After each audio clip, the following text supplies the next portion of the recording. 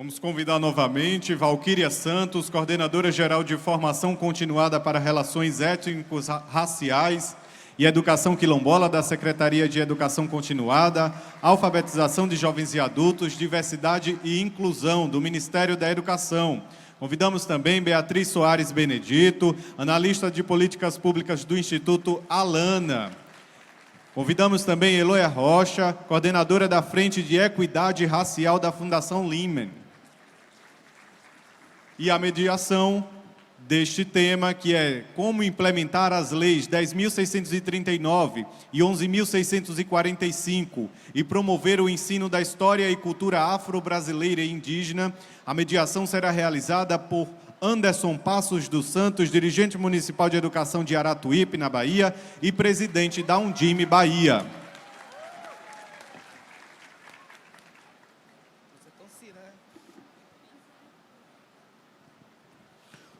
Eu estou na dúvida se eu dou bom dia ou boa tarde. Gente, gostaria de cumprimentar toda a mesa aqui neste momento. Me incumbiram de falar de como implementar as leis 10.639 e 11.645 e promover o ensino da história da cultura afro-brasileira e indígena.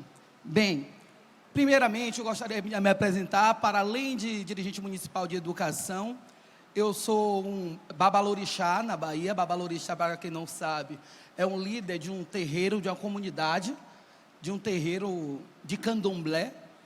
E assim, sempre quando eu tenho a oportunidade de falar sobre essas leis, eu me visto com essa roupa, mas não como fantasia. Essa é uma roupa que nós usamos, nós utilizamos nas nossas festas.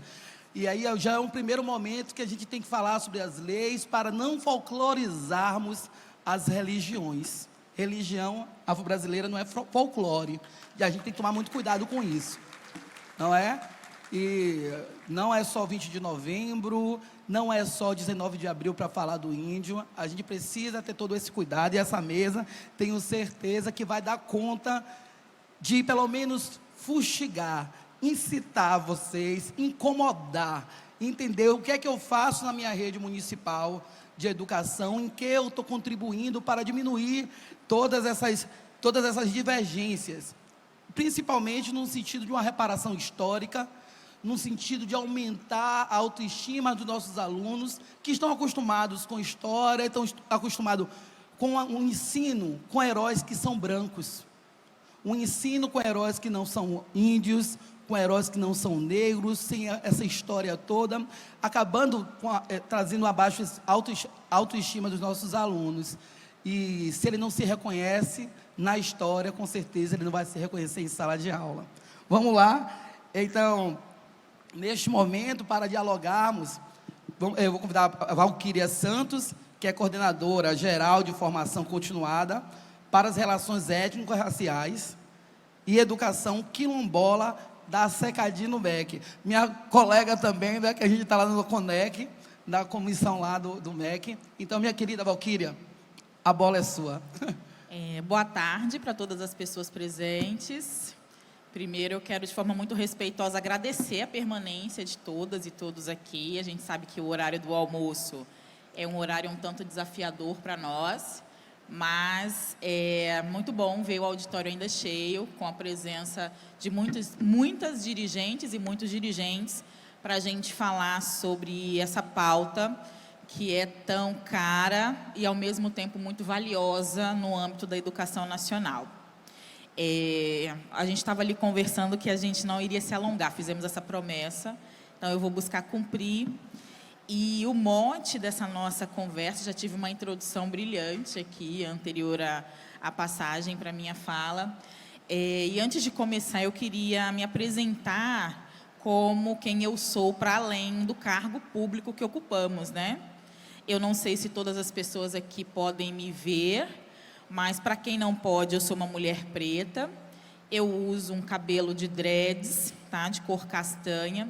Eu estou usando um macacão rosa, um sapato preto, o crachá do evento e um colar aqui, né, amarelo, vermelho e azul. E, para além disso, eu sou uma professora, eu sou filha de trabalhadores, eu sou uma mulher de origem popular e periférica e com muita satisfação, eu sou gestora pública na educação e sou apaixonada por fazer política educacional no país. E dentro dessa paixão, eu me encontrei com uma agenda que é transversal à minha vida, que é a agenda da educação para a relação étnico e racial. E aí hoje nós somos provocados a falar sobre os desafios, né, sobre como fazer essa implementação de fato, como fazer valer um marco legal que integra uma luta histórica de um povo que sempre teve como pauta a educação, né, o movimento negro, do qual eu me compreendo dentro de um primeiro lugar de formação, assim fala a minha querida amiga Givânia, uma representante quilombola, de que o primeiro lugar de formação pelo qual nós passamos, né, sejamos ativistas ou gestoras e gestores, é sem dúvida o movimento negro educador, que é esse lugar cunhado pela nossa professora Nilma Lino. E o movimento negro, historicamente, sempre pautou educação.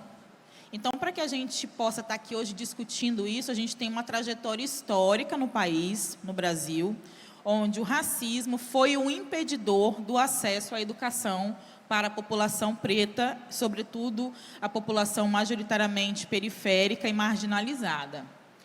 E aí, para a gente começar a falar um pouco sobre como promover, né, porque eu acho que essa é uma grande expectativa quando nós estamos diante de gestores de pautas, e aqui, anterior à minha fala, o ponto, né, da desigualdade e da desigualdade que afeta os estudantes negros foi muito falado nas duas mesas que me antecederam e na última. Então, esse foi um ponto que a gente teve como um cerne importante aqui nos debates dessa manhã. E aí, agora, né, enquanto gestora do Ministério da Educação, convidada aqui, agradeço muito pela oportunidade, agradeço a Renata pela mediação, a toda a equipe da Undime, pelo convite, pela oportunidade de, enquanto gestora da SECADI, que é essa secretaria que voltou, e a SECADI voltou, para fazermos política de educação com inclusão. Pode bater palma para a SECADI mais forte, que a SECADI voltou. E nós voltamos para provocar esse lugar da implementação da Lei 10.639, assim como vários outros lugares que passam pelas desigualdades de aprendizagem. Esse é um compromisso ao qual o nosso ministro Camilo, a quem eu também agradeço pela oportunidade de estar nessa equipe, assume com a nossa equipe da SECADI e, sobretudo, da nossa secretária Zara Figueiredo, que é uma mulher da qual eu tenho uma satisfação enorme de acompanhar, e é uma mulher que vem atuando em defesa das pautas para a redução da desigualdade na educação.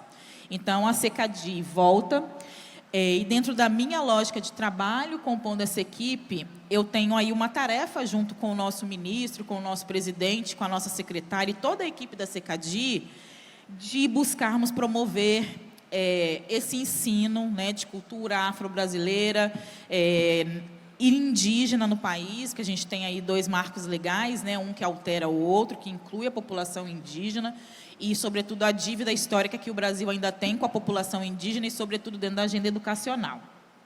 Então, para começar, eu compreendo que a gente precisa falar de um lugar de implementação de uma lei antes de qualquer coisa, antes de ter material, antes de produzir, antes de fazer formação. Nós precisamos compreender que um grande desafio para essa não implementação se dá por um fator estruturante e que funciona e tem funcionado como estratégia social, que é o racismo. O racismo é um lugar que fecha portas de oportunidades. E eu tenho certeza que nós temos aqui um consenso de que a escola é um lugar de abertura de portas de oportunidade. E que não se faz escola diante do racismo, assim como não vamos fazer escola diante de qualquer desigualdade. A escola da porta para dentro é um lugar e a escola da porta para fora é um outro lugar que se relaciona com toda uma dimensão, mesmo que empiricamente ou não, com uma dimensão social. Então, diante de um fator social que se arrasta pelo Estado brasileiro, o racismo é, para mim, enquanto gestora, sobretudo, um grande impedidor para que a gente tenha uma escola cada vez melhor e uma escola pública que precisa e deve ser a melhor, com mais qualidade e menos desigualdade. Posto esse lugar de que nós precisamos enfrentar o racismo para as implementações que desejamos, a gente precisa pensar que lugar de contribuição nós todos, e aí me chamo também nesse lugar, enquanto gestoras e gestores, podemos fazer para contribuir com esse enfrentamento deste fenômeno social que é o racismo a partir da educação, que é a nossa especialidade, né? E a educação transformadora é uma educação que se atenta para processos de desigualdade que estão postos diante de nós. Então, é uma pergunta, né, uma provocação para mim, enquanto gestora, né, no Ministério da Educação, e para todos nós que estamos aqui. Um outro ponto é uma necessidade do incentivo das políticas educacionais, considerando esses recortes. Nós temos ali fora, né, uma exposição também dos colegas do MEC, que estão ali com algumas políticas muito importantes, de muita grandiosidade do MEC, mas a grandiosidade das políticas públicas, como foram apresentadas aqui, né, alguns aspectos, elas precisam fazer uma interface, um diálogo não universalista com o recorte étnico, racial e indígena. Porque não há como fazer política pública, educacional, sem dialogar aquilo que impacta na desigualdade de aprendizagem de um estudante. Então, eu acho que esse incentivo dessa agenda, a partir das políticas públicas a serem implementadas, é um desafio que nós, da CECADI, compramos enquanto agenda de trabalho, agenda técnica e agenda social, para desafiar esses lugares e alcançar uma redução das desigualdades de aprendizagem, sobretudo as que incidem sobre os estudantes pretos, pardos, indígenas, com deficiência, enfim, toda a gama do recorte de diversidade ao qual nós trabalhamos. Um outro aspecto que vocês falaram muito aqui, né, lá fora eu estava conversando com algumas pessoas, eu ouvi muito isso, aqui também no palco, é o quanto estamos trabalhando e investindo com formação, seja ela continuada ou sejam as provocações nos lugares da formação inicial que está nas universidades. Eu sou coordenadora também de formação continuada. A formação continuada para populações mais vulneráveis e para esse público educacional que mais precisa é um pilar que sustenta o nosso trabalho na CECADI, né? Boa parte do nosso investimento vai para esse olhar do lugar da formação continuada. Então, esse é um ponto que para nós é caro, no qual a gente cuida com uma grande atenção e no qual a gente produz investimentos e busca investimento para conseguir alcançar o maior número de redes, sobretudo de municípios, para que a gente tenha cada vez mais professoras e professores capacitados ao diálogo da ERER em sala de aula. Então, a formação continuada é, sem dúvida, esse lugar importante e que contribuirá, né, para que a gente tenha uma política pública mais qualificada e com mais igualdade dentro de sala de aula. Um outro ponto, né, que também foi uma fala presente aqui, antes de eu começar, é o fortalecimento do currículo, mas não do currículo estereotipado, não do currículo folclorizado, mas de um currículo alinhado à formação continuada e inicial de professores, que dialogue com a representatividade, mas também com o impacto da aprendizagem. Então, são dois lugares importantes que a gente precisa, ora desconstruir e construir e fortalecer. E isso vai acontecer com o professor, que é o mediador do currículo, com um currículo que reconheça esse lugar da necessidade de falar sobre essa pauta e com professores e professoras que estejam capacitados para dialogar sobre essa pauta, sobretudo.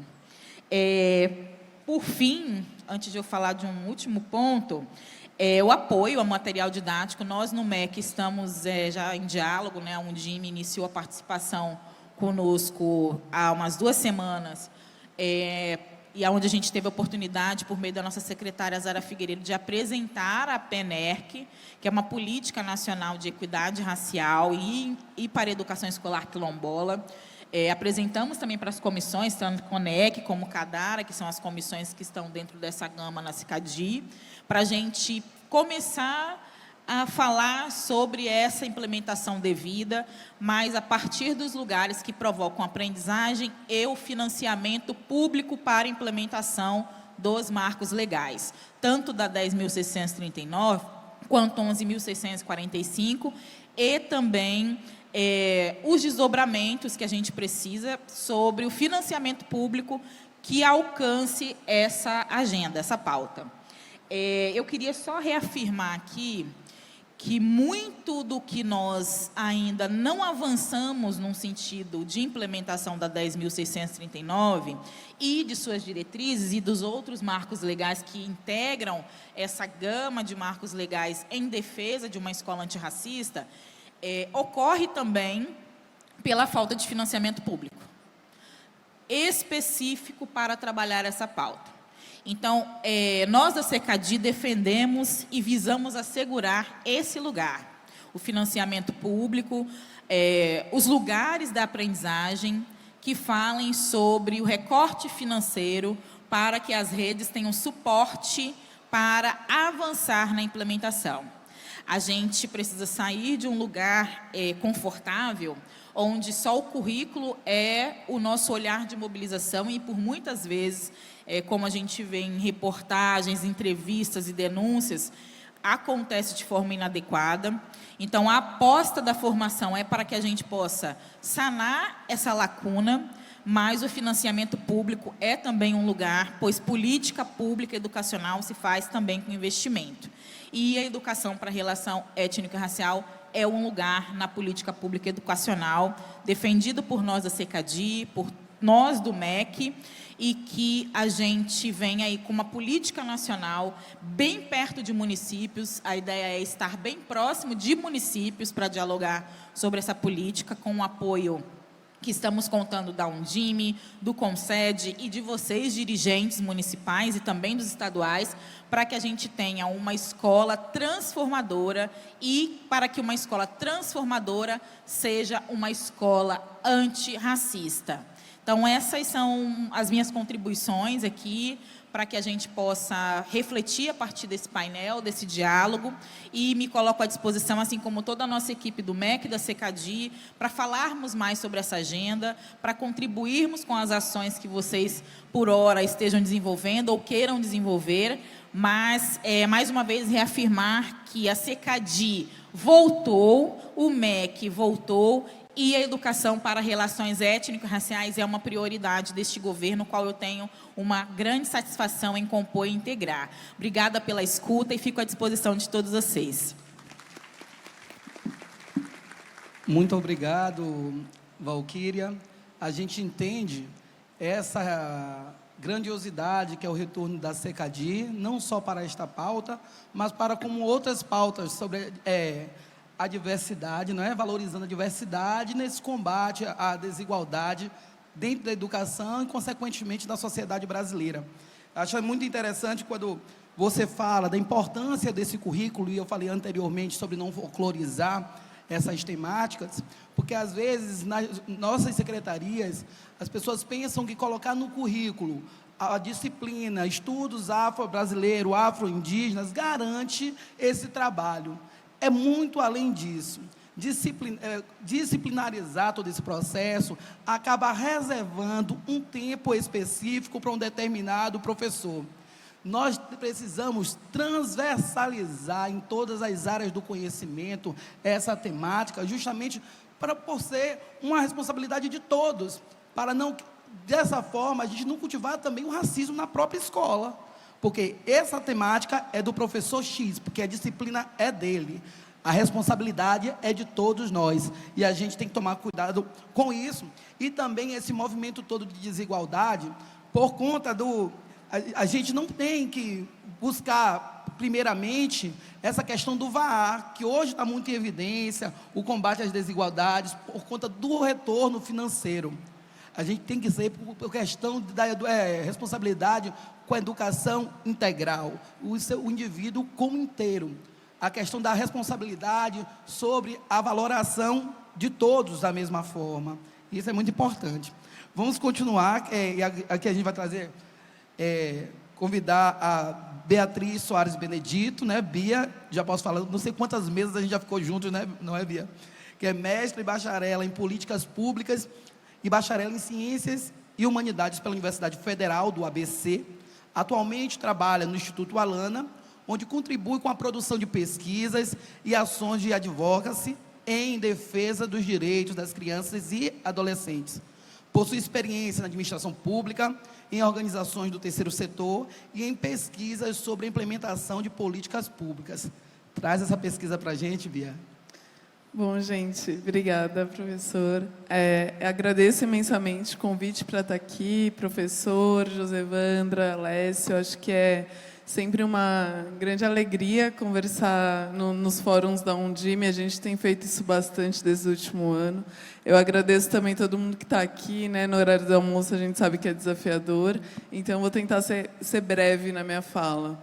A gente tem feito esse trabalho, Alana Guedes, Instituto da Mulher Negra, Undime, Uncime, Imaginable Futures, há 2 anos. Então, a gente construiu essa pesquisa sobre a implementação da Lei 10.639, onde muitos daqui imagino que tenham respondido ao nosso questionário, e a gente avança a pesquisa com os estudos de caso. Eu não poderia deixar de trazer os principais resultados da etapa quantitativa aqui, porque todos os espaços que eu tenho, eu falo sobre isso, em que a gente olha como que se dá a implementação dessa lei no município. E a gente olha para as estruturas da administração pública, né? A gente quer falar de secretaria, entendendo que muitas pesquisas já falam sobre as práticas pedagógicas, sobre a atuação das escolas, então a gente quer entender como a política pública se desenha. A gente conversou com 21% dos municípios brasileiros, distribuídos em todos os estados, e com uma grande representatividade do Nordeste. A gente esteve no ano passado no Fórum de Pernambuco, então acho que é sempre bom quando a gente está no lugar onde são as pessoas que mais responderam à pesquisa, né? Então aproveito de estar aqui para agradecer também essa adesão. E o que a gente percebeu, e já é sabido que a gente tem falado no último ano, é que 71% das secretarias municipais de educação, elas não cumprem a principal lei de combate ao racismo que a gente tem hoje, de enfrentamento a essa situação, que a Valquíria também colocou aqui. É um cenário que a gente entende, a gente está olhando aqui para a gestão e não necessariamente para o que acontece na escola. E quando a gente observa isso, a gente olha para 4 eixos principais, né? Orçamento, presença de equipe, uma regulamentação local e as ações articuladas na escola, né? Que a gente entende também que dá o tom da política para além da prática dos professores, dos diretores que estão na rede. E quando a gente olha para esses pontos específicos, a gente tem 8% de investimento desses municípios para a implementação da 10.639, acho que é isso que a Valquíria também trouxe, né, da importância da gente pensar num financiamento, construir um financiamento para essa agenda, para além das ações de currículo. A gente tem 5% das secretarias com uma equipe para olhar para a educação para relações étnico-raciais no território, que também é um número muito baixo, porque a gente entende que, a partir do momento que você tem a equipe, você tem uma pessoa para levantar a mão e fazer aquela pauta ser prioritária ou ter a atenção dos gestores. Então, a gente defende muito, e isso vai aparecer nos casos como as equipes são importantes. A regulamentação das redes também, olhando especificamente para a educação para relações étnico-raciais, a gente tem 21% de redes que criaram um decreto, uma portaria, incluíram nos seus currículos a atenção especial, também é um número muito baixo. E aí, quando a gente olha para as ações, acho que a Eloia vai trazer um pouco melhor, né? Quando a gente fala de indicadores considerando raça e cor, 24% das redes falam que consideram indicadores de raça e cor na construção de suas políticas educacionais, né? Um número ainda muito baixo também, mas eu acho que a gente tem como aprofundar essa discussão, e acho que a gente vai ver isso mais na frente nesse painel. E aí, quando a gente olha para quais são as ações, quando a gente pergunta quais são as ações que as secretarias mais implementam, né, mais se estruturam para oferecer na Lei 10.639, a gente vê que a maior intencionalidade, que é ali o 45% azulzinho, ela ainda é uma intencionalidade reativa, né? Como a gente responde a casos de racismo e não necessariamente como a gente propõe, estrutura parcerias, bibliotecas para ampliar esse repertório que o professor Anderson abriu a mesa falando. Então, a gente ainda tem uma ação muito reativa nos casos de violência racial, né, nas escolas.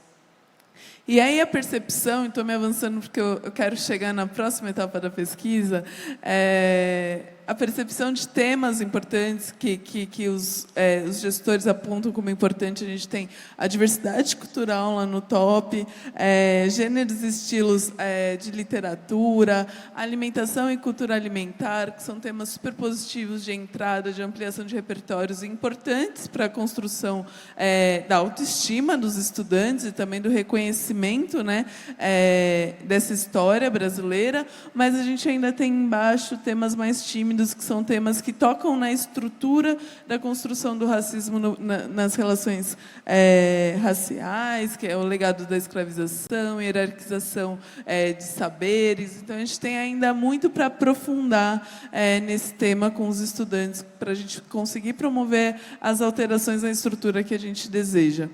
E aí, quando a gente olha para os principais desafios, a ausência de apoio de outros entes, de outras organizações, aparece na primeira linha. E isso a gente vai ver na nossa pesquisa Quali, como isso também aparece nos casos que a gente seleciona, né? A dificuldade do profissional de transpor o currículo para o cotidiano. Eu acho que essas coisas que vão aparecendo nas falas que me antecederam também ficam evidentes na pesquisa. E lá embaixo a gente tem uma baixa resistência, né, de coordenadores, baixa resistência de família, que também sinaliza para a gente um horizonte de possibilidade de atuação. E aí, quando a gente faz esse ano de denúncia, a partir dessa pesquisa que a gente lançou no começo do ano passado, a gente fala assim, beleza, mas os dados são preocupantes, mas tem gente que está fazendo o possível, gente fazendo da forma como dá, gente fazendo de uma forma que é muito avançada, muito estruturada. E como que a gente consegue, a partir da denúncia, trazer também casos possíveis, né, de uma implementação perene em que a lei não se limite ao dia 20 de novembro, porque isso acontece muito, né? O professor trouxe isso na fala dele. Então, a gente conversa com 6 municípios brasileiros que responderam à pesquisa para tentar entender como eles estruturam sua administração e quais são as práticas que eles fazem, que são práticas possíveis de implementação da 10.639. A gente falou, então, com Belém, Cabo Frio, Criciúma, Diadema, Ibitiara e Londrina, com gestores, com professores, com parceiros. Então, a gente desenha ali um mapa de quem está decidindo, né, e quem está construindo a política que chegam nesses estudantes, e vai falar com eles. E aí a gente gosta de começar falando dos desafios, né?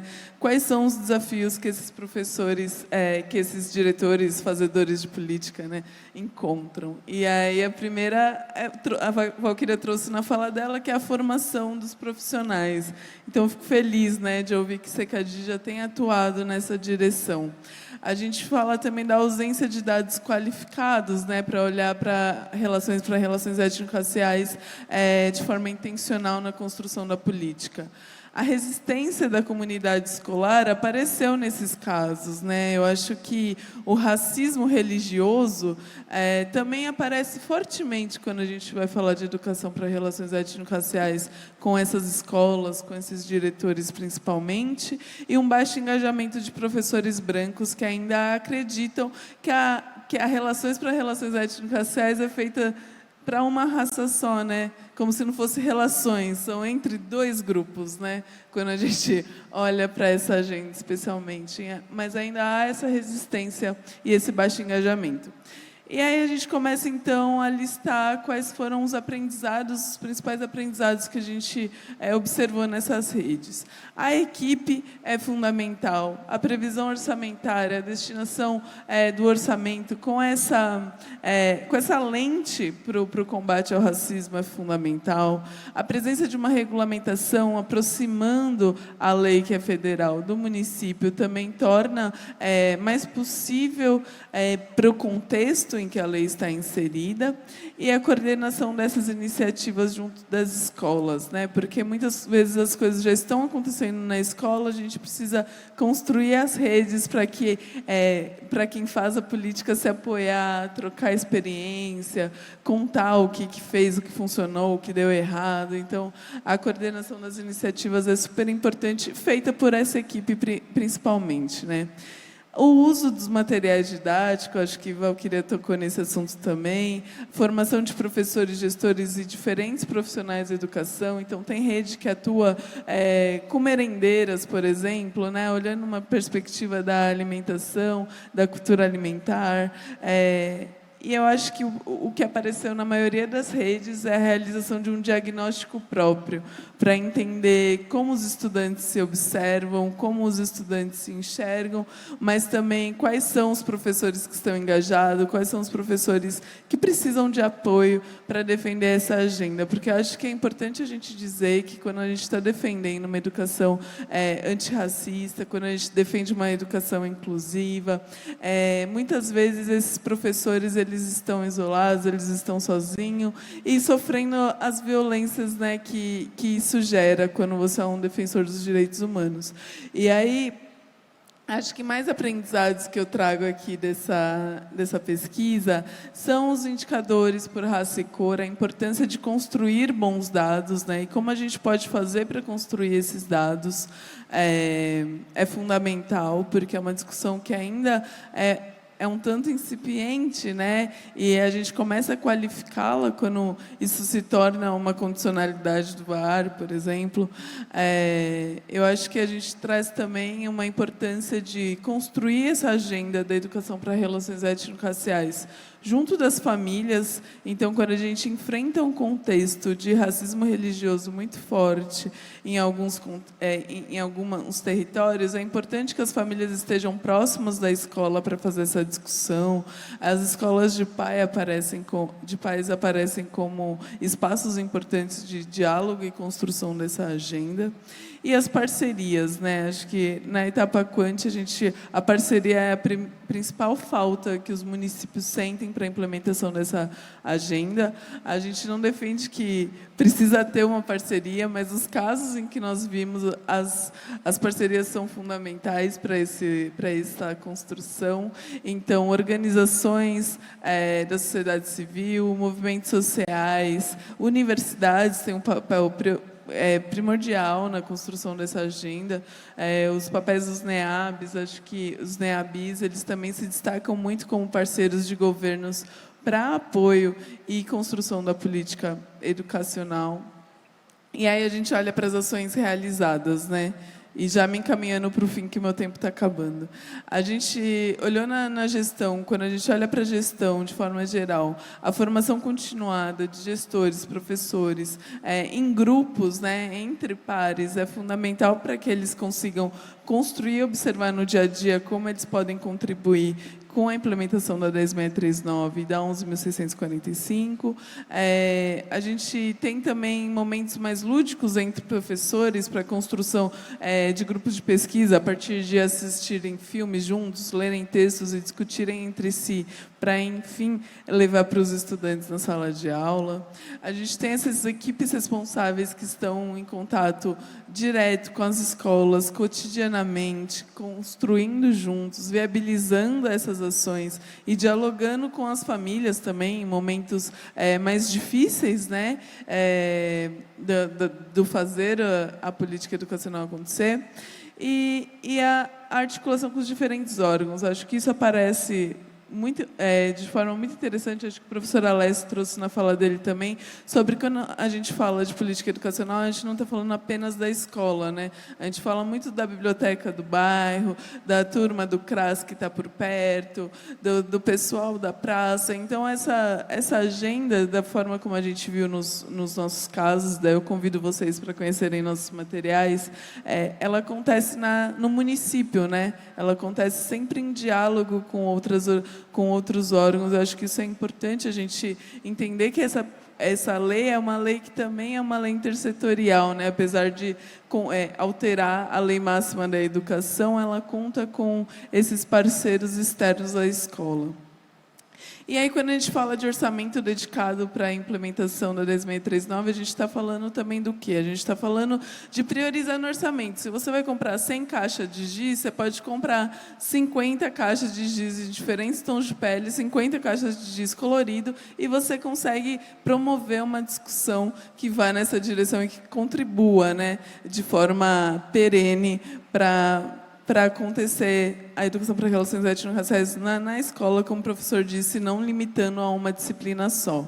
Nas escolas, o que a gente vê é construção de sensos de diversidade, o que promove um senso de identidade muito grande para os estudantes, reconhecimento, valorização entre os grupos, a produção de cardápios que já são a merenda normal, né? Mas quando você intencionalmente explica de onde vem aquela fruta, por que aquela comida é importante para a cultura do seu país, você promove uma discussão também no cotidiano do que já ia acontecer, né? Acho que é isso, é o que já vai acontecer, como que a gente coloca intencionalidade nisso. Aí a gente fala do uso de brincadeira, de jogos também que avançam na construção de saber, na construção de novas referências, quando a gente olha para as leituras, na construção de exposição em que os alunos se enxergam. E aí eu quero terminar com essa frase, porque eu acho que ela é bastante freiriana, né? Quando uma criança ela recebe todo esse conteúdo, toda essa gama de riqueza cultural, o pai fica sabendo, a mãe fica sabendo, a tia fica sabendo, a avó fica sabendo, toda a família fica sabendo, porque a criança leva para casa todas essas informações, né? A gente constrói não só uma escola melhor, a gente não garante apenas o direito de todas as crianças e adolescentes, negros e não negros, mas a gente também transforma a realidade em que elas estão inseridas e as relações familiares e comunitárias dessas crianças. E aí eu agradeço, coloco o Instituto Alana à disposição, os nossos materiais eles estão super disponíveis, a gente tem bastante coisa, tem a etapa Quant, a Quali, tem os dados dessa pesquisa anonimizados disponíveis, alguns vídeos, materiais regionalizados, e eu também estou super à disposição para falar mais sobre essa pesquisa. Eu agradeço e peço desculpas que passei um pouco o meu tempo.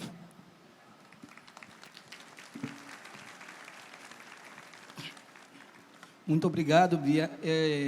Acho interessante quanto essa pesquisa, a riqueza dessa pesquisa tem contribuído para as nossas falas na Undime, e já encontrei em diversos locais que não eram espaços da Undime também, esses dados referendando várias falas. Então, a preciosidade que ela tem dentro do nosso contexto educacional. E é muito interessante quando a pesquisa ela traz sobre algo que a gente tem muito cuidado em falar, que é de intolerância religiosa. Esse é um dos grandes fatores da não implementação nas redes, a intolerância religiosa. E eu peço até licença a vocês para fazer um pequeno relato. Como eu disse, eu sou do candomblé, eu sou iniciado no candomblé, e por ser iniciado, para ser por um processo de preceito religioso. Então, eu fiquei um ano usando branco, usando os meus adereços, todo esse processo, e eu tive uma situação de uma mãe que tirou o filho dela da escola, que eu dava aula, justamente porque ela não aceitava que o filho dela fosse aluno de um servidor do demônio. Isso marcou muito, que me fez falar muito sobre tolerância religiosa, sobre essa questão, porque meses depois eu recebi, esse menino foi para outra escola, e eu recebi a notícia que ele tinha sido assassinado justamente no turno que ele estaria comigo na sala de aula. Então, é uma fala muito forte, mas uma fala forte de quanto essa intolerância religiosa tem nos prejudicado. O quanto a gente sente, quanto dirigente municipal de educação, quando trata dessas questões, vê um professor no canto dizer, está repreendido em nome de Jesus. Vê um outro professor levantar disfarçadamente porque não quer ouvir sobre essa temática. Então, é algo que está muito enraizado, esse racismo, e tem funcionado, não é? Toda essa questão. Porque, gente, ensinar a cultura não é doutrinar, é trazer conhecimento. As pessoas têm que entender que nossos alunos, eles precisam saber de tudo. Eles precisam saber de todas as religiões. A escolha é dele, de todas as histórias. A gente não pode negar esse conhecimento aos nossos alunos. Também a gente não pode doutrinar, nem para esta, nem para aquele. A gente tem que tomar muito cuidado com tudo isso. Mas, dando continuidade... Obrigado. Ela que traz no nome uma marca de Oiá de Ansan. Eloia Rocha, eu convido a Eloia Rocha, né, coordenadora da Frente de Equidade Racial da Fundação Lema e membro do Columbia Women Leadership Network Program da Universidade de Columbia e da Columbia Central Center. Tem formação em gestão de políticas públicas pela Universidade de São Paulo. É mestranda em Humanidade na Universidade de São Paulo e trabalhou com desenho e implementação de políticas no governo do Estado de São Paulo e na Prefeitura de São Paulo. Nos últimos anos, atuou com projetos de impacto social do portfólio da Fundação Telefônica Vivo, Fundação Maria Cecília Souto Vidigal e Instituto Unibanco. A palavra é sua. Muito obrigada, bom dia. Quero começar me autodescrevendo antes de me apresentar. Então, eu sou uma mulher negra, tenho um cabelo bem escuro, que está preso para trás no rabo de cavalo. Estou usando um blazer azul, que azul é a minha cor favorita. Uma camiseta e uma calça branca e um sapato cinza. E estou usando um colar laranja, azul, amarelo e verde, que um amigo muito querido trouxe para mim da África do Sul. E aí... quero começar agradecendo a Undime e também dizer que eu sou muito grata por compartilhar esse fórum. E aí, voltando para a minha apresentação, meu nome é Eloiá e, de fato, eu também sou uma mulher de candomblé, filha de uma professora da Rede Municipal de Educação da cidade de São Paulo, que é muito feroz na implementação das leis 10.639 e 11.645. Isso é uma coisa que me faz hoje trabalhar com educação. Então, sou muito marcada por isso e muito grata por estar aqui compartilhando esse fórum com vocês. E aí, eu quero começar falando sobre a importância de a gente ter dados étnico-raciais de estudantes para informar as políticas públicas, tanto no campo da implementação, quanto no campo do desenho das políticas públicas. E aí quero trazer como exemplo, 2 exemplos principais da importância desses dados e trazer um pouco dos dados atualizados que o Alessio trouxe mais cedo sobre o SAEB 2021. Então, o Alessio trouxe o SAEB 2019 e eu acho legal trazer aqui como exemplo o SAEB 2021, a disparidade do nível de aprendizagem adequada de alunos negros e brancos no Brasil. Então, em 2021, ali em matemática, a gente tinha 21% dos alunos brancos com aprendizagem adequada em matemática, enquanto a gente tinha 13% dos alunos negros com aprendizagem adequada em matemática. Aí a gente já vê uma mega disparidade. E quando a gente olha para a língua portuguesa, aprendizagem adequada em língua portuguesa, SAEB 2021, a gente vê que a gente tem 45% dos alunos brancos com aprendizagem adequada em língua portuguesa e os alunos negros com 30%, 31% de aprendizagem adequada. Outra disparidade muito grande no SAEB 2021. Mas aí tem um dado também muito importante também desse ano, é que de todos os alunos que foram avaliados, 32% desses alunos não tiveram seus dados étnico-raciais declarados. Né? O que a gente sabe que compromete a qualidade desse dado. Então, como a gente vai olhar para as disparidades de aprendizagem entre alunos brancos e não brancos, por exemplo, se a gente tem uma grande parcela desses alunos que não informaram os dados étnico-raciais? Um outro exemplo também da importância de dados étnico-raciais dos alunos para informar as políticas públicas é o caso do censo. Então, lá no censo que a gente teve em 2022, no ano anterior ao ano passado, a gente tinha, por exemplo, o Mato Grosso, um estado com 60% de seus alunos que não tiveram seus dados étnico-raciais declarados. E aí, nesse caso, como que a gente vai olhar para a frequência, como a gente vai olhar para a nota, como a gente vai olhar para os riscos de evasão se a gente não tem os dados de mais da metade desses alunos? Como que a gente vai fazer essa comparação?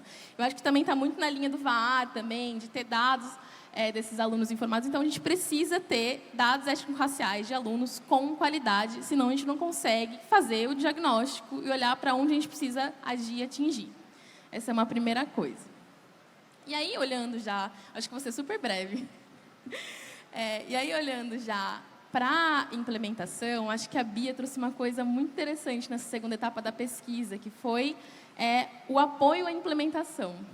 E aí eu quero trazer mais para o trabalho que a Fundação Lehman faz nesse apoio à implementação. Então, o que a gente faz? A gente acredita que a gente não faz nada sozinho. É impossível a gente trabalhar, enfim, atuar com políticas públicas sozinho. E por isso que a Fundação, ao longo desses últimos anos, apoia mais de 50 organizações. E eu vou trazer 2 grandes organizações que atuam no apoio à implementação dessas leis. A primeira grande organização é o CERT, né? Não sei se vocês conhecem. O CERT é uma organização que surgiu do movimento negro, é liderado por pessoas negras, pela Cida Bento, uma grande ativista, e pelo Daniel Teixeira, que há mais de 30 anos trabalha com equidade racial na educação básica. E o CERT, nesses últimos 20 anos, eles têm um grande programa chamado Prêmio Educar. As inscrições estavam abertas até agora, no final de fevereiro. E o Prêmio Educar, ele premia e dá visibilidade a boas práticas na implementação das leis. E mais legal que isso, eu acho que vocês podiam checar até no celular, o CERT tem essa plataforma do Prêmio Educar, onde ele reúne essas boas práticas que foram premiadas, e qualquer pessoa com acesso à internet pode ir lá e identificar por estado, por região, boas práticas na implementação das leis, e identificar por educação escolar indígena, educação escolar quilombola, ERER, educação para crianças do campo, por exemplo, também. Então, isso é um projeto muito incrível que há muitos anos o CERT vem fazendo para apoiar a implementação dessas leis. E aí, por último, eu vou trazer uma organização chamada Instituto da Cor, que é uma organização recente, também liderada por pessoas negras, que eu acho que é uma coisa que a Fundação preza muito, né? Apoiar organizações que são lideradas por pessoas negras. E nos últimos anos, junto com a Fundação Lehman, o Instituto da Cor produziu uma rubrica de acompanhamento da implementação dessas 2 leis. Então, é uma rubrica que está sendo implementada agora em mais de 46 redes municipais e 2 redes estaduais. E essa rubrica, ela tem 5 eixos de acompanhamento. Então, as redes podem fazer o acompanhamento, por meio dessa rubrica, periódico de como estão as ações em equidade étnico-racial na sua rede de educação. E aí, os eixos olham para coisas que acho que a Bia também trouxe muito, e Valquíria também, olham para diretrizes. Então, olha para saber se a Secretaria está promovendo ações que têm embasamento na Lei 10.639 e 11.645. Também olha para letramento racial dos times escolares. Então, para garantir se a Secretaria está ali fazendo esse letramento. Olha também para a representatividade dos times escolares. Então, vai saber se há representatividade indígena, se há representatividade quilombola dentro da equipe escolar. Vai olhar também para currículo e boas práticas em equidade racial.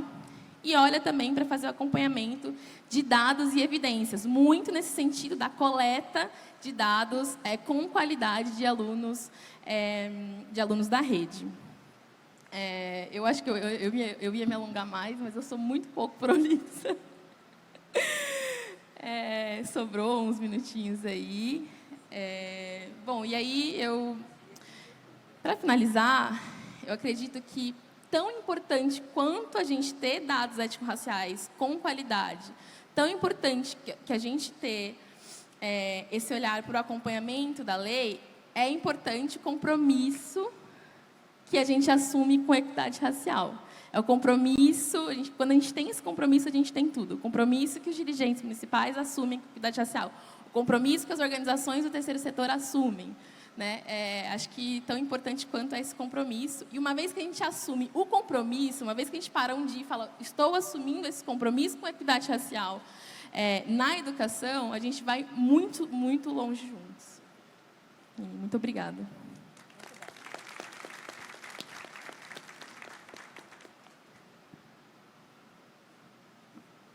Muito obrigado, Eloiá. Eu digo que hoje eu sou bendito entre elas, não é? Bendito entre as mulheres. Mas, assim, essa importância dos dados, a criação de dados, o levantamento de pesquisas relacionado a tudo isso, bem como a questão do financiamento específico para essas ações e também o monitoramento, principalmente também dos órgãos externos, não é? Sobre a implementação dessas leis, se faz muito importante. Então, infelizmente, pelo adiantar da hora, a gente não vai abrir espaço para perguntas, mas, assim, gostaria de agradecer a todas vocês pelas brilhantes falas. Eu tenho certeza que essa mesa colocou uma pulguinha atrás da orelha de muita gente que ainda não pensa sobre isso, mas, assim, que sirva para que a gente reflita sobre uma educação que, para além das brincadeiras de creche com a musiquinha do escravo de Jó, para além do encaminhamento do lápis cor de pele, de uma cor só, não é? Dessa padronização, para além da fala descuidada, em que a coisa ficou preta, porque não deu certo, para além de incitar a preguiça do indígena. Nós estamos à frente de secretarias de educação, e na educação é o local privilegiado para esse trabalho, para transformar a sociedade. Existe um provérbio iorubá que fala assim, na sua tradução, o mundo não lhe faz promessas. Na verdade, nós que devemos trabalhar para as transformações que queremos neste mundo. E como a grandiosa mãe Estela, uma grande educadora, não é? E a Lorixaí, educadora nossa, baiana, fala, só no título do livro dela, que já diz tudo, que ela diz, meu tempo é agora. Então, não podemos deixar para depois, vamos transformar o mundo através da educação e combater o racismo. Obrigado.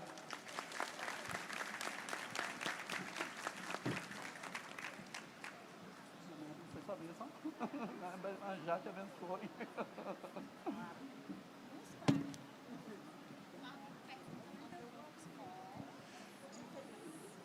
Agradecemos mais uma vez as presenças, né, e o registro dos integrantes desta mesa. Agradecemos também a todos vocês que ficaram até este momento, né, e retornaremos às 14h15 pontualmente, já com uma mesa sobre alfabetização com a dirigente municipal de educação de Nossa Senhora do Socorro, a professora Josevanda Franco, e presidente da Undime Nordeste, e o secretário de Estado da Educação do Estado de Sergipe, Zezinho Sobral, e a mediação com a Undime do Piauí.